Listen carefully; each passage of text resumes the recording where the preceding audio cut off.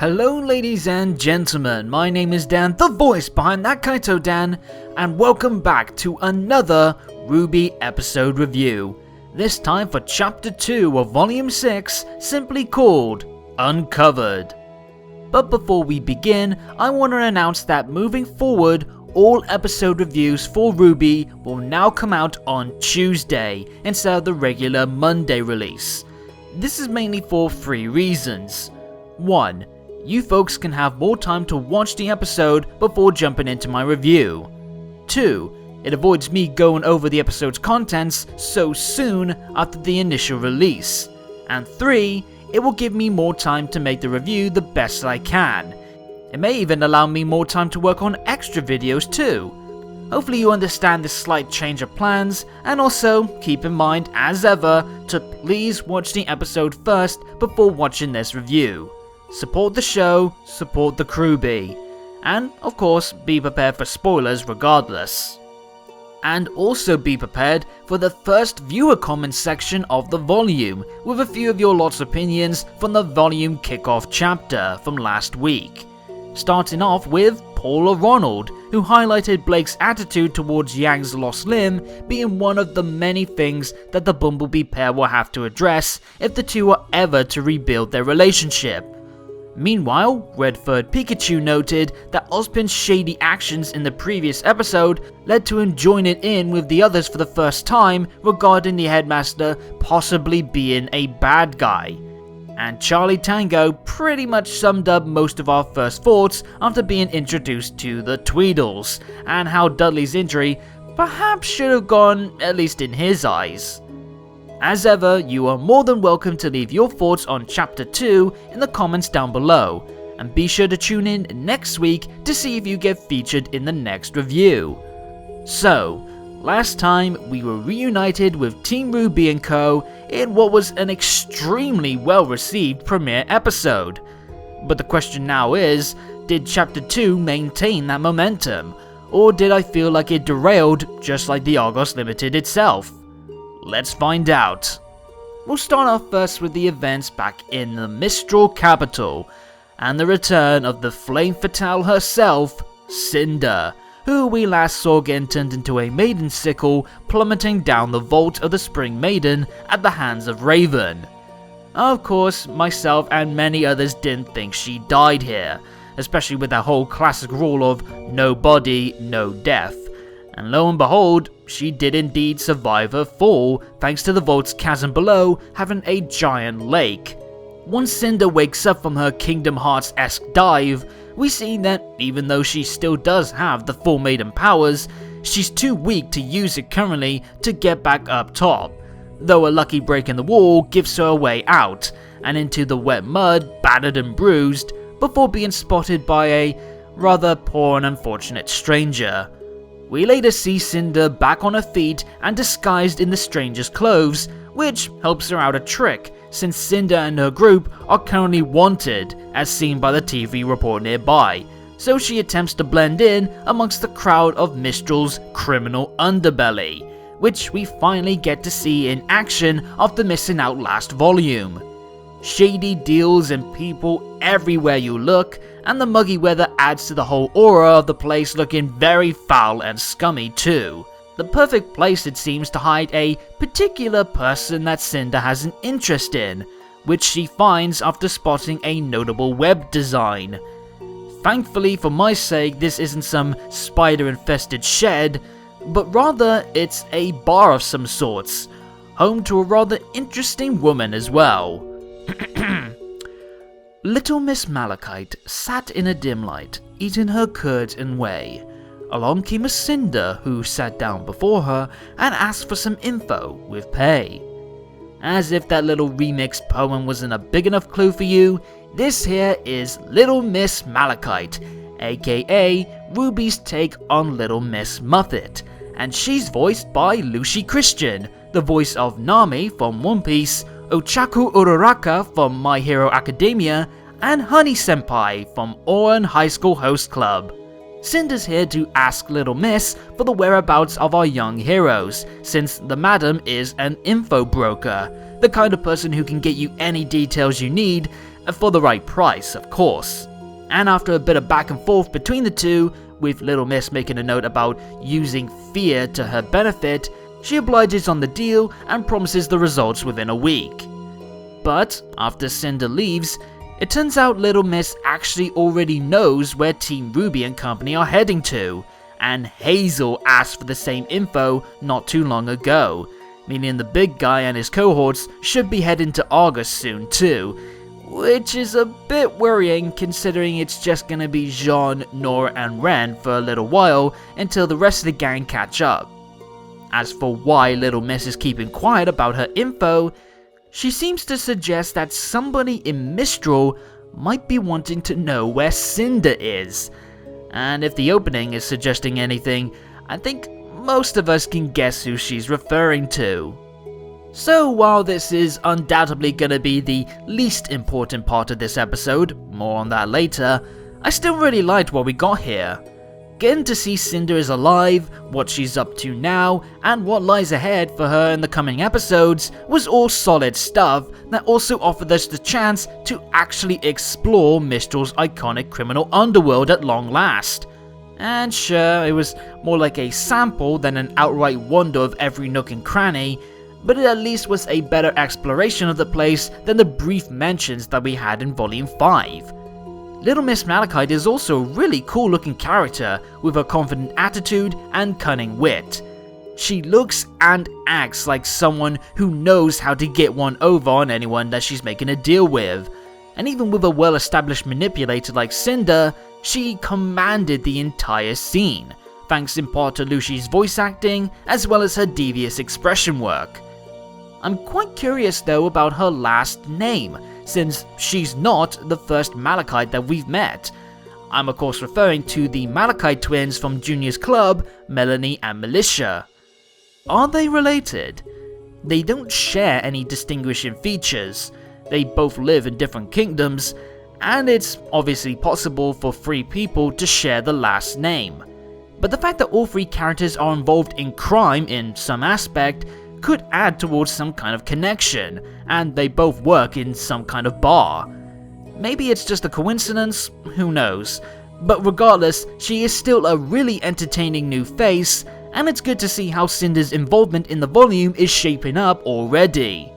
Now let's move on to the stuff with RWBY and the others. But before we actually see the aftermath of the train crash, we get one last scene in everyone's favorite location, the Mistral house. Calm your pitchforks guys, we're not here long. So this is actually the moment when Crow first updates the kids on their next destination of Atlas, which leads to this funny little reaction from Weiss. Poor Snow Angel. Oh, and we get another meta gag with Nora expressing joy that they're all getting out of this house for good. I know some people aren't too hot with this kind of humor, and or with the RWBY echoing many of the fandom's complaints for these kind of gags. But so long as it's not too in our face and it's presented in a good way, I'm not too bothered by it. And thankfully having such a comment come from Nora still works as both comedy, referencing viewer comments, and as a fitting bit of dialogue for someone like her to say, since you could imagine someone as energetic as Nora would not be a fan of being cooped up in one place for too long. Anyway, Crow's not too hot on going to Atlas either, given his own issues with the Northern Kingdom. But with the Spring Maiden not available, they can't lock up the Relic of Knowledge back in its vault. So the next best thing is putting it in the well-protected vault found in the kingdom where their next closest ally is at, James Ironwood. Note by the way Yang's subtle, sullen look after the mention of the Spring Maiden. Obviously her last conversation with Raven still weighs heavy on her mind, along with everything else. Though I wonder, did she tell the others that Raven was actually the Spring Maiden, not the now deceased Vernal? With Yang confronting Ozpin about keeping secrets, it could be a bit ironic if Yang is also potentially keeping some of her own. Regardless, even with Atlas closing their borders and Ironwood calling back his forces, Crow thinks that they still have an opening with Argus, a primary trading port between Anima and Solitas, and the location of the biggest Atlas military base outside of the kingdom. Crow reckons that there's no way Ironwood would abandon that place even with the lockdown, so if they play their cards right, and maybe even work in the fact that the group has the missing Weiss in their party, they could get a fast track route right to the capital and to Ironwood. An idea that a now awake Ozpin agrees with. Guess he was out for a while after the fight with Hazel. This does allow the group a chance to finally ask Ozpin some questions regarding the relic, as it seems even Crow doesn't know what it can actually do.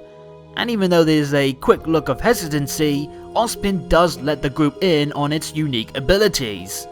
One tiny detail to start with, the relic can actually change its size, so that at least addresses the smaller looking relic issue that I had in the previous episode.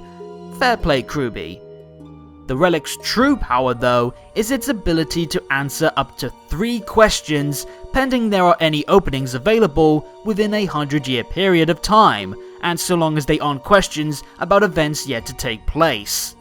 So this lamp is indeed actually based on the iconic Genie of the Lamp from the Aladdin tale, and in more ways than one, but we'll get to that soon. Sadly, after some delightful and freaky expressions from Nora, Ozpin says that they can't ask any questions right now, as they were all used up before he sealed the relics away. I am glad that we're starting to know more about the relics and their potential damage depending on who's in control.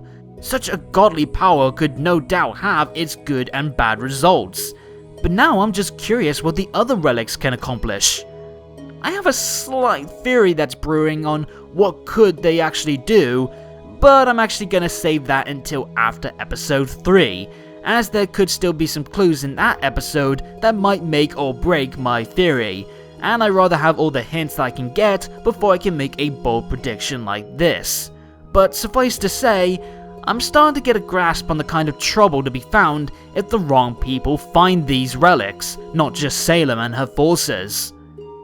We then jump forward to the August Limited train crash, with the heroes getting their bearings together and blowing off some steam now that they've traded an easy route to Argus and some of their allies for a major detour, and an old lady with some wonky tech eyes in Maria, who notes that she's blind without her replacement eyes, which does add some weight to the whole she's lost her silver eyes theory that's been floating around the fandom. To add to their frustrations, Yang chastises Ozpin about not backing up his promise to stop giving out lies or half-truths, following him hiding the relics being Grim attracting beacons, though Ozpin defends himself saying that he didn't lie to them, he just didn't tell them it was possible until now. What is this, Star Wars? Yang and Weiss keep pressing the matter of Ozpin hiding more secrets, which is so good to see. It shows these two are taking to heart Raven's advice about questioning Ozpin's actions and statements. Sure, the others want some more clarity too, but having these two specifically act as the primary voice challenging Ozpin's secrecy gives real worth to that prior scene, and it shows some maturity and development. As for why Ozpin didn't disclose about the relic's ties to the Grim, he further accepts the faint attraction the Grim have to the relics, though he does not know why this is a thing beyond it possibly being tied to their origin. And he kept such knowledge a secret from the group to avoid any further anxiety or negativity that would further attract the Grim. This doesn't sit well with the girls at all, with Weiss's comment about starting to hate people making decisions for her all the time probably being the best line in the episode. And then Yang asks if Ozpin hiding the truth to avoid negativity is why he also kept the truth about Lionheart from the Mistralian public. Ooh, interesting. So it was Ozpin who made up the cover story painting Lionheart as a protector of his kingdom rather than a leading cause to its near downfall. Very interesting. He explains this act as giving the people of Mistral better than the dark truth, and preferring to have his once trusted ally be remembered for the good that he's done, rather than all of that being forgotten for what Ozpin describes as missteps. Oh boy, Oz, that is definitely not the right word to describe what Leo did. A misstep is me overdoing the amount of ingredients for a recipe. What Leo did was immoral, dangerous, and reprehensible. Sure, I imagine he was a decent guy in the past, but his cowardice and his subjugation to Salem resulted in his academy and capital being invaded, the deaths of many Mistralian huntsmen and huntresses, and perhaps worst of all, the means for Cinder and her group to sneak into the vital tournament as Haven students, leading to the invasion of Vale, the deaths of tons of innocent bystanders and students, and the incident that could spark the next great war of remnant between the four kingdoms. You can fairly defend Lionheart as someone who was a good person that fell into corruption, but you cannot just dismiss what he aided in as simply a misstep, even when you do admit what he's done is something that can't be forgiven. It's at this point that Ozpin is starting to get rather noticeably more emotional in his replies, and after Yang brings up that he should trust in them since they're all supposed to be working together, Ozpin's heated emotions fire back that Leo was not the first to betray him.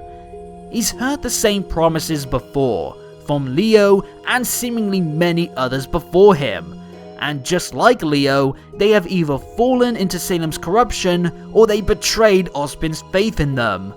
Ozpin does try to clear the air by saying that he's not keeping secrets from the group now because he is certain that they will betray him, but in his eyes, he would rather prefer avoiding the risk of those he would share vital information with possibly using it against him were they to become his enemy, and so he keeps certain things a secret, though any more clarity on the subject that he would have shared is stopped the moment that Ozpin notices he's no longer carrying the relic. RWBY is, after it got scattered in the crash. Suddenly his focus switches to asking for the relic back, but even RWBY, one of Ozpin's most loyal students, is now starting to question his actions, yet he dismisses RWBY's concerns and presses on about having the relic, dubbing it his burden to bear. That's a funny thing to say for an item that he previously said can't do anything right now, since it can't answer any questions. Surely if that is the case, then anyone should be okay to carry it. Its true power can't be used, so it's safe in either of their hands, right? However, when the girls touch on that very same thought, Ozpin, now really showing his frustrations with the girls, demands that they listen to him, until he suddenly stops moving. Oscar has hijacked control for himself to warn the others why Ozpin wants the relic with him. He doesn't want to keep hold of the relic because it's his burden to bear, he wants it because he's worried that they will use it to ask what he's truly hiding from them. Turns out, the relic can be used right now, and with the mention of the name that Oscar struggles to pass on, RWBY is able to summon Jin.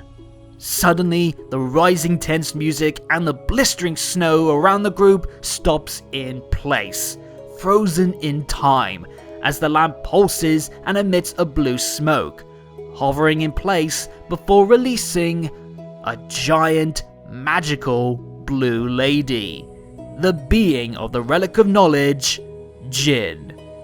And she is voiced by Colleen Clinkenbeard, the actress behind many roles like Monkey D. Luffy from One Piece, Momo Yaoyorozu from My Hero Academia, and Riza Hawkeye from the Fullmetal Alchemist franchise.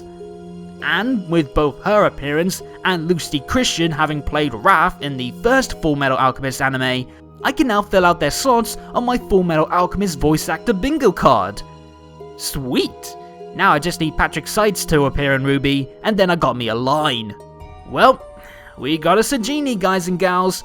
Phenomenal godly power in a sometimes itty-bitty living space. And I absolutely love her design, especially the way the wispy smoke that she appeared from flows out from her waist to look like a dress. It's a beautiful touch that makes her look even more otherworldly and mystical compared to any other entity that we've seen thus far, even more so than Salem. And she looks a lot like that statue that was hiding the Spring Maiden Vault from Volume 5 too. That's pretty sweet, finding out that actually led up to something and it wasn't just a stylish bit of backdrop. By the way, when Jin introduces herself, she says that she's a being created by the God of Light to aid humanity in their pursuit of knowledge. Why just the God of Light though? Wasn't the relics created by both God brothers?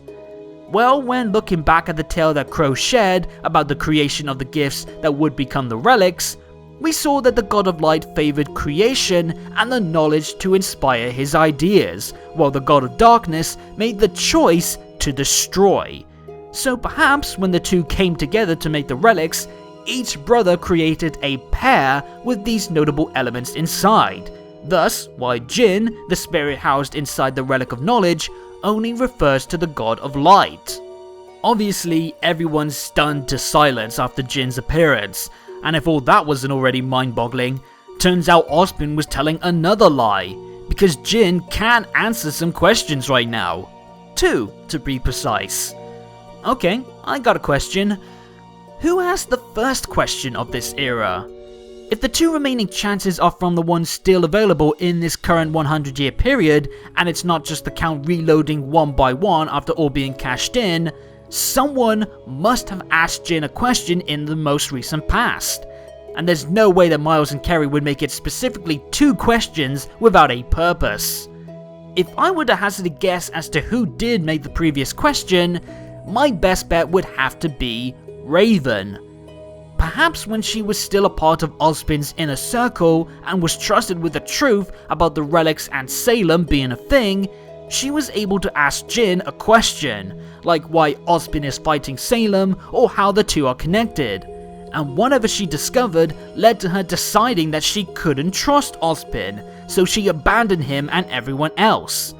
It would explain why she's so adamant that Ozpin can't be trusted if she found out some of his darkest secrets. And it could also further explain why she took the Spring Maiden powers when the opportunity came to her. So one day, she could access the vault that's keeping the Relic of Knowledge, and then she could ask for some wisdom once more. But yeah, Jin is a thing, and she's ready to answer a question, even when the one that she can still tell is Ozpin is asking for RWBY not to do what he thinks she's about to do. Things are super tense right now, and when Crow is looking like he's about to argue on Ozpin's side, it causes Yang, Weiss and Blake to ready their weapons for a potential scrap over the relic. Jeez, you know it's a hostile situation when Yang's willing to legit fight her uncle.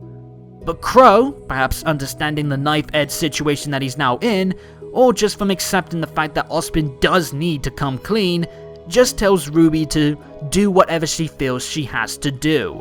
Whatever it takes to hopefully sort out this issue. And so, RWBY decides to make the call, and ask the question that herself, her teammates, and all of us watching wants to know the answer to.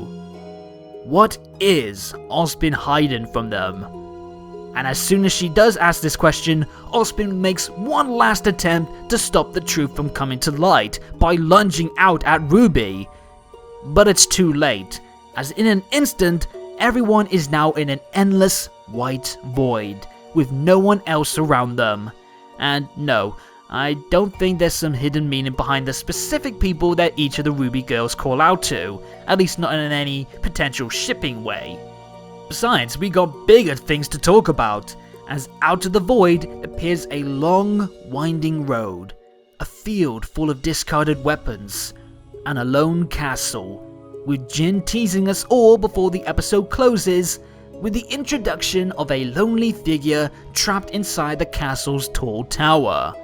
The same woman that we saw in the opening, and her name is Salem. First off, I freaking called it! I knew that woman in the opening had to be Salem. It just looks so much like how I would envision a human Salem to look like, so consider me very happy that I got that prediction right. Secondly, holy hell, this entire sequence is something else. The visuals, the puffs of smoke switching scenes, people and settings, the lack of sound save for the girls' cries for their teammates until an enchanting melody plays once Jin tells her story. All of this is so soothing yet unsettling, and I did not see this coming at all. And hats off to whoever directed and animated this specific scene itself, as it's remarkably well done and it sets the right tone for the next episode. Of course, I have to discuss the brief glimpse that we got into the past already and what we could be seeing next time out. So let's start off with Salem. Jin says that she's sheltered in the tower, but given her sullen look, I'd hazard to guess it's more like she's being kept locked away against her wishes for whatever reason. The field outside with all the scattered weapons seemed to suggest that there's some kind of battle taking place, or has taken place. So maybe there's a war going on, and she's being kept hidden away so she doesn't come to harm. Or maybe she's actually the target of those attacking the castle.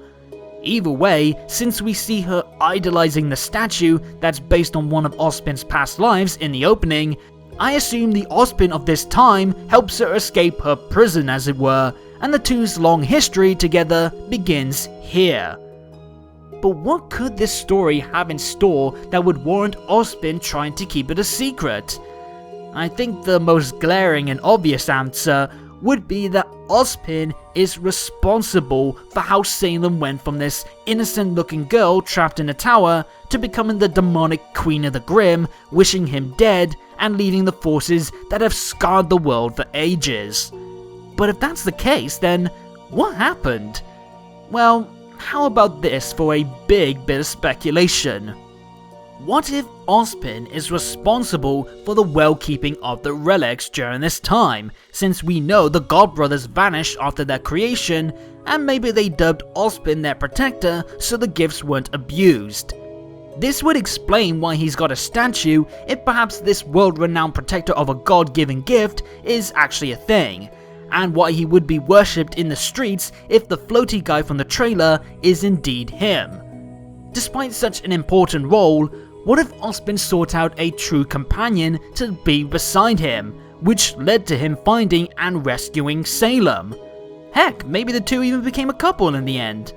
Regardless, Salem became Ozpin's closest partner and friend, and as such, he trusted Salem with the knowledge of what the relics can do and how to use them. Then, one day, maybe after a dispute over how to best use such gifts, or through some sort of mistaken incident resulting in her going from idolizing Ozpin to despising him, Salem takes the power of the relics for her own goals, and thus begins her descent into darkness, and Ozpin's first experience at having his trust broken. Salem does some terrible acts with these powers, and because Ozpin is the one responsible for her being able to use them, the gods say that it's his mess to fix. Thus, why the curse is placed upon him, and why Ozpin would then decide to lock away the relics instead of keeping them out in the open should anyone else try to misuse them. That would then explain why Ozpin not only has major trust issues, but why he's so secretive when discussing his true intentions and other topics related to his fight with Salem. It's because he feels directly responsible for Salem becoming the twisted wicked witch that we know of today, and he's scared how his allies could view him if they found out the truth that, because of him, the world is in constant danger. Maybe in his head, if his allies find out what went down and they vilify him for it, choosing to leave his side, not only would he end up losing their aid for his fight against Salem, but he could also lose the only friends that he has left, and he could be left alone again, just like when he was the old wizard hermit. One of then his fears and guilt could also explain why he became the old wizard hermit, choosing to cut himself off away from the world so no one else can find out the truth or break his fragile trust again, until the 4 girls that would become the first seasonal maidens managed to break through his sour, distant attitude. Even that could have a potentially sad backlash too, since the tale ends with the promise of the girls coming back to visit their dear friend. But what if one day they weren't able to fulfill their promise, and once again Ozpin was left alone after giving away incredible powers, and his faith in others is once again broken? My god, the implications of everything that could be going on from just this tiny peek at Ozpin's past is just mind-boggling, so god knows how I'm gonna feel when we get the full story in episode 3. It's worth noting as well that this could be another instance in RWBY of a previously mentioned fairy tale actually being based on something that is real in this world, namely the girl in the tower, which was brought up by Pyrrha, funnily enough, when asked about fairy tales by Ozpin himself. The other instances being the Tale of the Two Brothers, also mentioned by Pyrrha, which connects to the God Brothers, and Blake's book about a man with two souls, which has ties to Ozpin and his soul bonding curse with other people. RWBY, you crafty, cheeky bastards! You set up that reveal since Volume 3, and now it's paying off. Now that just leaves us waiting for how the Shallow Seas, the last story that Pyrrha mentioned, is connected to something else too. But my god, the moment when I caught on to that, I damn near lost my mind. That's some remarkable foreshadowing right there, especially when all of these still have some connection to Ozpin. As you'll soon see in my reaction to the episode, I was just speechless as the characters were. Everything from the moment that Jin appears to the end of the episode just left me with chills. Not just in what transpired with the appearance of the genie herself and the switch to the White Void, but also Ozpin's steady descent into a side of him that we've never seen before. Emotionally unbalanced, at odds with the young heroes, and overwhelmed by Oscar. While I'm sure those in the camp that thinks that Ozpin is gonna turn out to be an evil person or will end up being the story's true bad guy in the end, I, however, felt sad for the guy. I will say that I am saving full assessment of Ozpin until we get more of the cold hard facts, but just from what I'm seeing here, and the desperation in the way he tries to avoid confronting the issue, and how far he was willing to go to stop RWBY and the others finding out anything that he thinks could blow up in his face, I don't see him as this secretly evil trickster. Instead, I just see a broken man who has had to live for many years with the guilt of his actions, the pain of his trust being misplaced, and the actions that he's taken that have led to terrible outcomes. For as powerful as he is, I've never seen Ozpin look this weak and frail.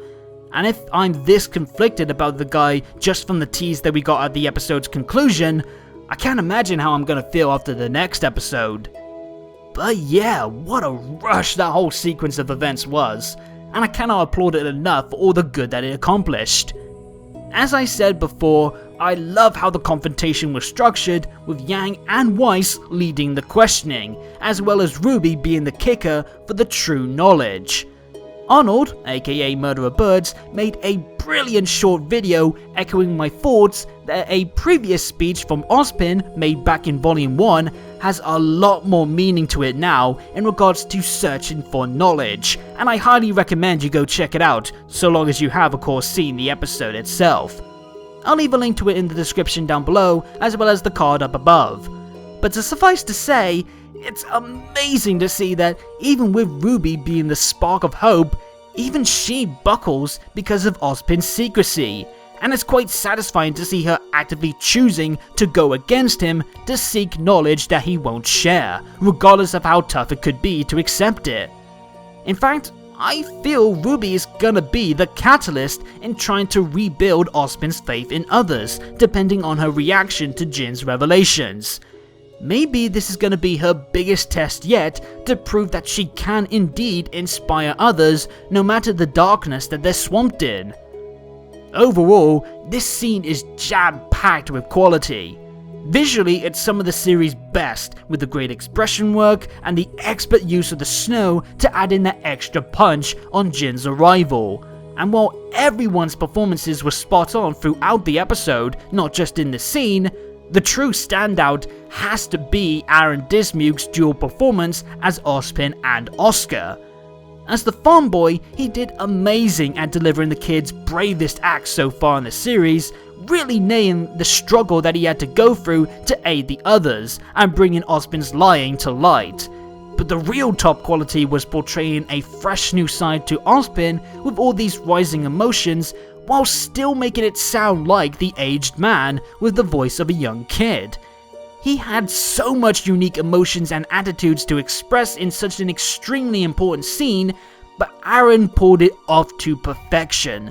So without a doubt, he rightfully earns my voice acting gold star for the episode with this landmark performance. And so another episode ends, and somehow I think the RWBY excelled beyond the already stellar episode prior to this. It wasn't just a mental trip, as it did have some good laughs as well, and a load of beautiful shots and quality expression work, as well as the use of music, or lack thereof, was used wonderfully well at the right time. And even the less grand content with Cinder's return still forged a strong setup even when compared to the more earth-shattering major content, which boy oh boy was that a rollercoaster ride of emotions. Long overdue are we for some answers, and everything from the initial arguments to Jin's reveal and the painful yet impactful cliffhanger was simply fantastic. You know an episode is something special when I'm left speechless by the end of it. So I can't say much else now, except if you think this series is lacking in some outstanding episodes lately, be sure to watch this one, and God help me when episode 3 comes around. But those are my feelings, time to remind you to tell me yours. What's your early take on what Jin's about to reveal? Do you trust Ozpin? Are you glad Cinder's back? Tell me all that's on your mind in the comments down below, and while you're at it, please hit the subscribe and bell buttons to make sure you get every video from me as they drop. And follow me on Twitter for more on all things RWBY, as well as updates on future content and more. But until next time, have a good day or good night, and peace out.